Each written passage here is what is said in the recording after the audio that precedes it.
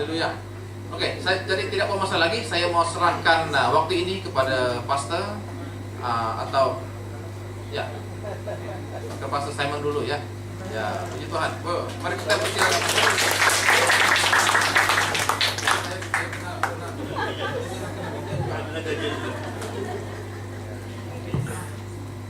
Praise the Lord. Puji Tuhan. So I will make sure your pastor work hard for it. Make sure your pastor, Pastor Ben, work hard. Ya, untuk misi ini, Pastor Ben begitu bekerja keras. You need to work hard. I believe that after today, you have to work extra hard. Dan jika hari ini dia perlu kerja lebih lagi, give him a lot of work. Yeah. You know why? After today, he going to have to think about how am I going to extend this place? Ya, supaya karena pada hari ini dia kena fikirkan bagaimana saya harus lebarkan tempat ini.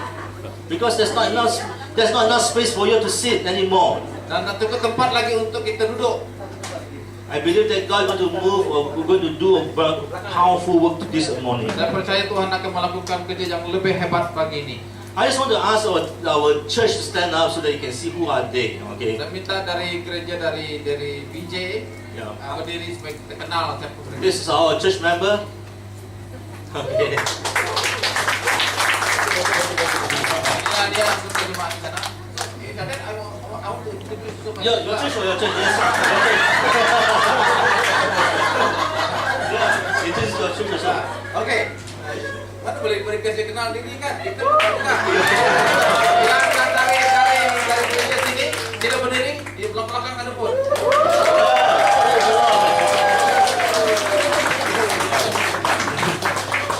Alright, we're going to have fun today. Kosong. Kosong.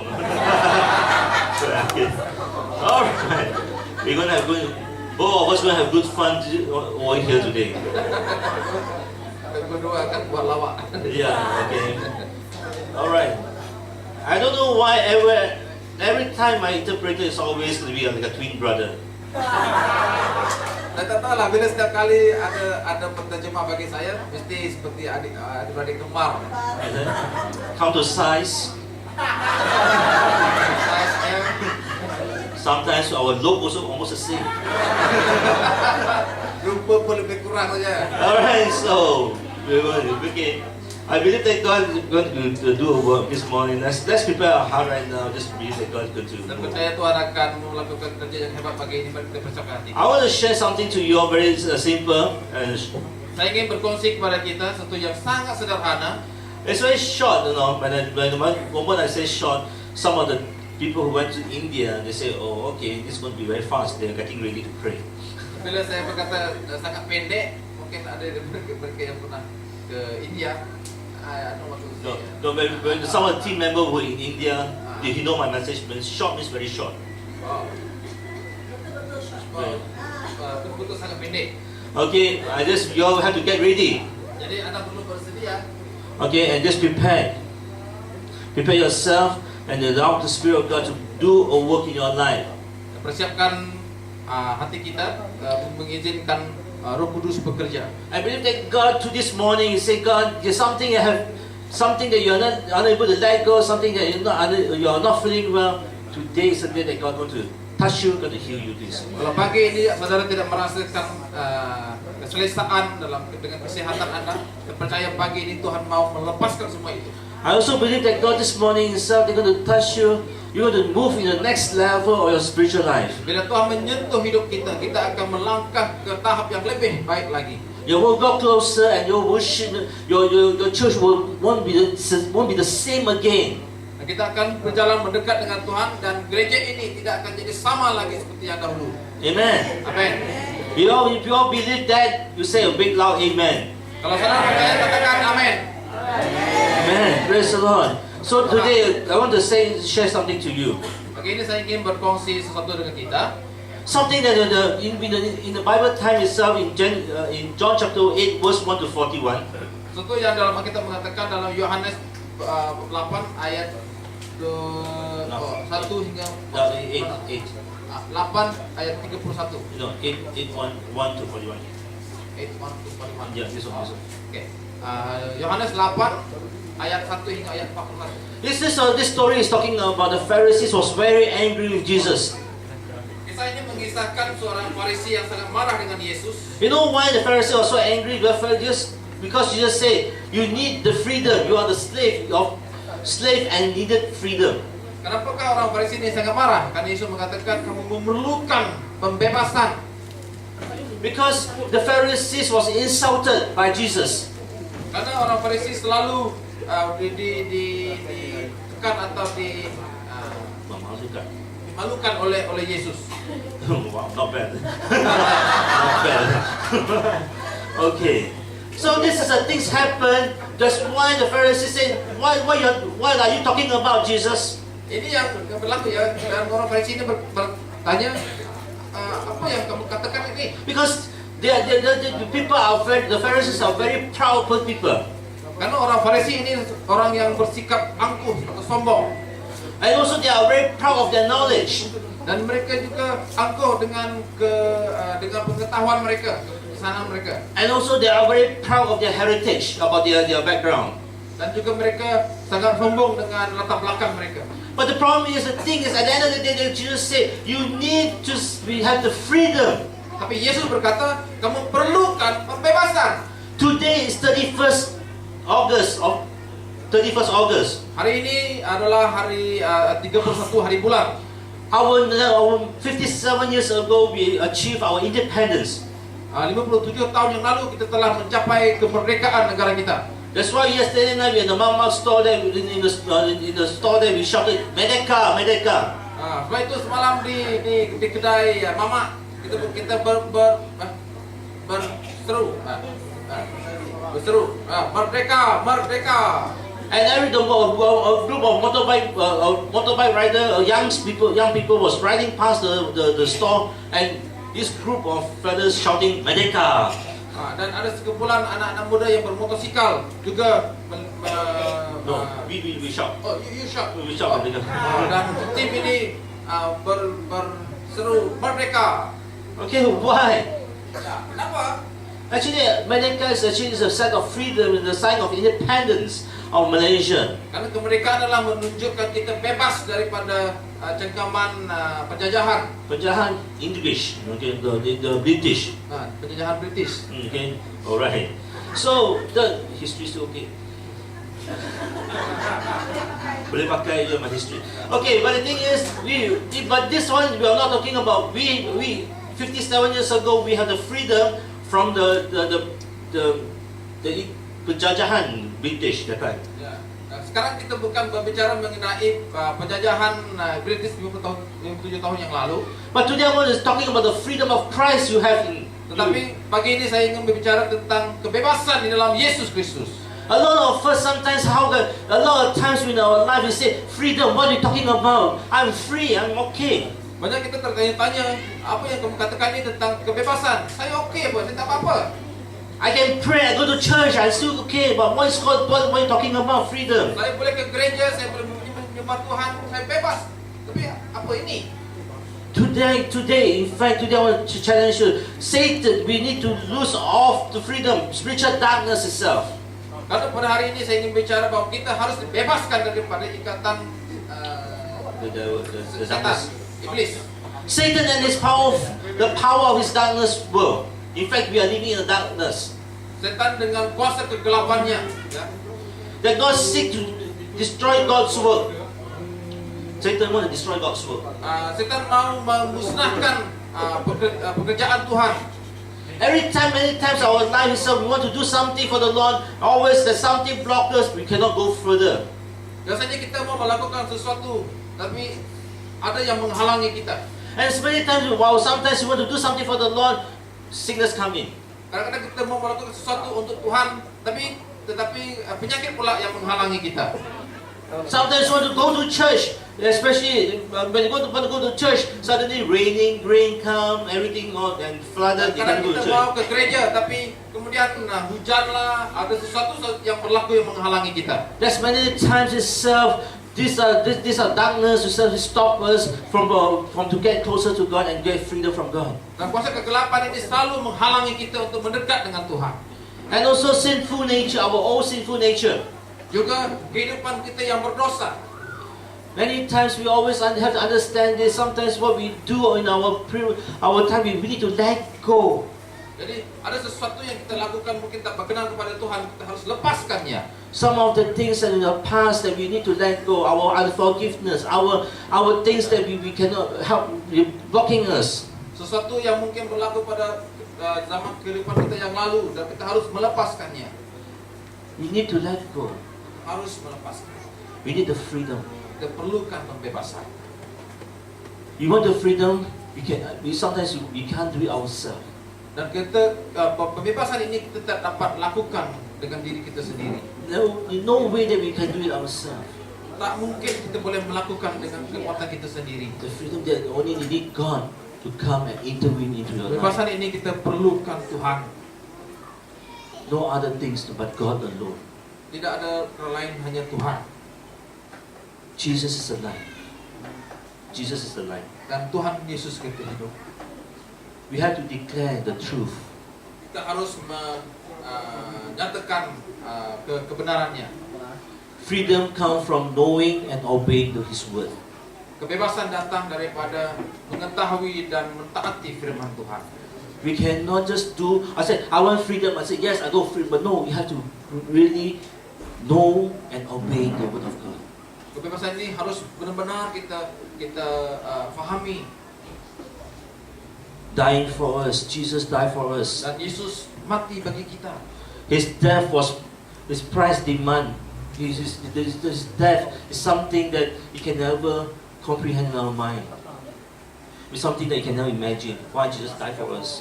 Kenapa Yesus mati di atas kayu salib itu? Sesuatu yang tak dapat kita bayangkan dengan pikiran kita.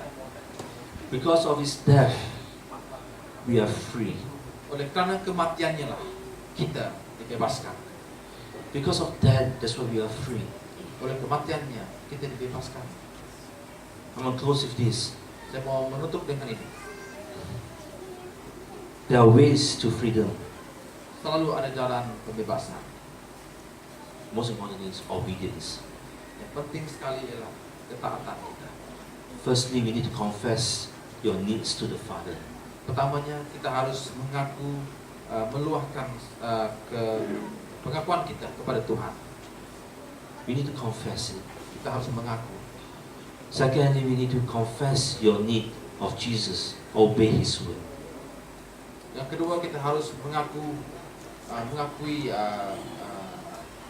Confess your need to Jesus. menyatakan keperluan kita kepada Yesus. And then lastly, we're talking about confess your dependence on the Holy Spirit. Dan yang akhir sekali ialah mengakui Roh Kudus, ya, kebergantungan kepada Roh Kudus. We need to depend on the Holy Spirit Kita for harus us. bergantung pada Roh Kudus. But sometimes you'll say, God, no, I want to wonder how many of us today you have been saying, I want to be baptized by the Holy Spirit, and you start speaking in another tongue. You start speaking in tongues. Mungkin kita masih lagi keliru tanya bagaimana saya boleh dibaptis dalam Roh Kudus. When the moment you say, God, come and fill me, come and baptize me with your Holy Spirit, and you start to open your mouth, you have a new tongue. Dan bila Tuhan mulai memberikan Anda karunia berbahasa roh atau mengundang Tuhan datang dalam hidup kamu, dalam hidup kita, mengundang Roh Kudus, kalau itu bukanlah mulutmu dan Anda akan berbicara dalam When you start speaking in tongues, you start worshiping the Spirit, you will be different. Kalau Anda mulai berbahasa roh dan mulai menyembah di dalam roh, akan berlaku sesuatu yang sangat luar biasa. This morning, Pagi ini I want to challenge each one of you. saya ingin mencabar setiap kita.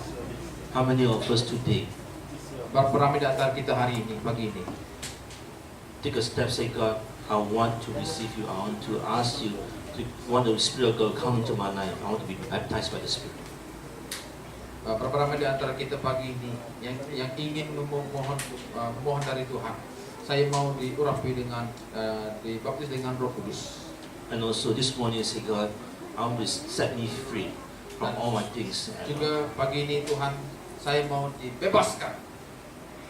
Because of all this, will lead you to another things. We say, God, the moment you set you free and the moment you open yourself, the Spirit of God will touch you. It's much more meaningful. Dan ini semua akan memimpin kita sehingga Roh Tuhan akan menjamah kita. And the moment God, whatever you ask for the Lord, healing, anything, God will just touch you. Jadi apa saja permintaan kita, kesembuhan atau apa saja, Tuhan akan menjamah kita. I'm telling you all this because I personally, I'm going to close with this story. Saya ingin menutup dengan cerita ini. A few years back, Beberapa tahun yang lalu, things happened in my life, ada sesuatu yang berlaku dalam hidup saya, in my family. dalam hidup keluarga saya. I don't know how to come out of it. Jadi saya tidak tahu bagaimana untuk menyelesaikannya. But the moment I said God, God spoke to me. Pada waktu Tuhan bicara dengan saya, And the moment you obey and you just submit everything to the Lord, apabila saya menyerahkannya kepada Tuhan, God changed everything. Tuhan mulai mengubah segalanya. The Spirit of God changed totally the 180 degrees, no more the same. Roh Allah mengubah 80. 180 derajat balik. When the God changed, you don't turn back anymore. You just walk and say, God, Dan I'll bila follow Tuhan you. mengubahnya, kita tidak perlu lagi memandang ke belakang, kita terus berjalan ke hadapan. And just continue to obey God Dan bila kita terus mentaati Tuhan and continue to trust God, dan terus percaya kepada Tuhan, and God will never fail you. Tuhan tidak akan pernah membiarkan kita. The Bible itself says He will never forsake you. Dia tidak akan pernah meninggalkan kita. Only we forsake God, but God never forsake us. Kita yang mungkin meninggalkan Tuhan, Tuhan tak pernah meninggalkan kita. I left God, I try to leave God, I try to say, God, you don't love me. Actually, no, God love me, but I don't love God. Saya cuba meninggalkan Tuhan dan saya tidak mencintai Tuhan, tapi Tuhan masih lagi mengasihi saya. He still love you. Tuhan begitu mengasihi. He still want to hold on to you. Dia masih mau memegang kehidupan kita. Every time you turn around and say, God, come. Dan setiap kali kita mengetahui Tuhan mengundang kita, And He's there for you. dan Dia ada di sana. Peter was walking on water. Jesus asked Peter to come out from his boat. Dan Petrus berjalan di atas air karena Yesus berkata, keluarlah. The moment he was walking on water, he was focusing on Jesus. Dan sewaktu dia berjalan di atas air itu, dia memusatkan perhatiannya kepada Yesus. And while he's focusing on Jesus, he can walk on water. Dan selagi dia memusatkan perhatian kepada Yesus, dia boleh berjalan di atas air. Wind come, storm come. Angin datang, ribut datang. And after that, next thing you know, he just focused on the wind and the storm. Dan bila dia memperhatikan pada ribut itu, He lost focus on Jesus. dan dia tidak perhatikan perhatiannya kepada Yesus, And he drowned. He got sinking down. dia mulai tenggelam. And the moment he was drowning, he just said, Jesus, help. Dan waktu dia mulai tenggelam, dia berseru, Yesus tolong. Jesus said, it's your fault. You never focus on me. He did not say that. Dan Yesus tidak berkata, oh ini salah kamu, kamu tidak memberi perhatian kepada saya. Instead of that, Jesus stretched out his hand and pulled him out from the water. Dan Yesus segera memegang tangannya dan mengangkat dia. That showed how the love of Christ Dan upon ini us. menunjukkan betapa besarnya kasih Kristus kepada kita. We may lose focus on God, but He still loves you. He still want to pull you out. Walaupun kita tidak memberi perhatian kepada Tuhan, tapi Dia tetap mengasihi kita. Shall we let's close our eyes right now? Mari kita tutup mata, kita berdoa. I want to ask the worship team to come out. Saya minta tim musik, tim penyembahan sudah datang. Just want to encourage you on one thing. I want to encourage. Saya ingin mendorong saudara pagi ini. Just believe that God is going to do a work in your life. Mari izinkan Tuhan untuk bekerja dalam hidup kita. Just allow the Spirit of God to minister to you wherever you are sitting right now. Mari kita mengizinkan Roh Kudus bekerja di dalam kita, di mana tempat di mana kita duduk sekarang. I believe that God is doing a work in you right now. I believe that God is doing a work in you right now. Saya percaya Tuhan sedang melakukan karyanya kepada Anda sekarang ini. Let's close our eyes, everyone. Each one of us, just close our eyes. Don't look anywhere. Just close our eyes. Mari kita tutup mata, jangan risau ke yang lain. Mari kita tumpukan perhatian kita tutup mata. Just allow the Spirit of God to talk, to speak to you. Dan izinkan Roh Kudus bicara dengan kita. Praise you, Lord. Oh, puji nama Tuhan. Oh, hallelujah. Shala Baba Baba Kidin. Shall we let's stand right now? Boleh kita berdiri sama-sama.